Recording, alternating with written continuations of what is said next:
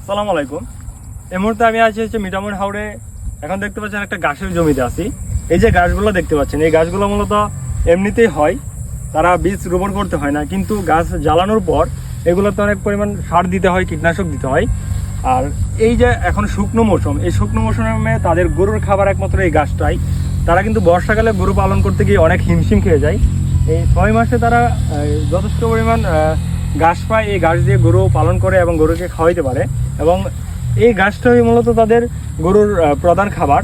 এবং দেখেন কত সুন্দর ঘাস হয়েছে। এই গাছগুলো মূলত তারা একমাত্র কীটনাশক ব্যবহার করেছে, গাছের মধ্যে কোনো প্রকার বীজ রোপণ করতে হয় নাই। গাছগুলো দেখতে খুবই চমৎকার।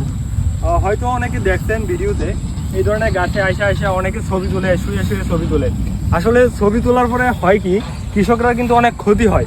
এই বিষয়টা কিন্তু আমরা বুঝি না। আমরা যারা হাওড়ে আসলে আমরা এই বিষয়টা মাথার মধ্যে রাখবো যে আমরা কখনো তাদের ঘাস নষ্ট করব না। এই যে জমির ঘাসটা ফলাইছি, এটার পিছনে কিন্তু তাদের অনেক পরিশ্রম হয়েছে, তাদের অনেক ঘাম জড়ছে। আসলে তাদের কিন্তু ক্ষতি করে আমাদের কোনো লাভ নাই, আমাদের ক্ষতি করা যাবে না। আমরা আসবো, দেখবেন পাঁচ জায়গা আছে, যেই জায়গার মধ্যে আমরা দাঁড়িয়ে ছবি তুলতে পারবো।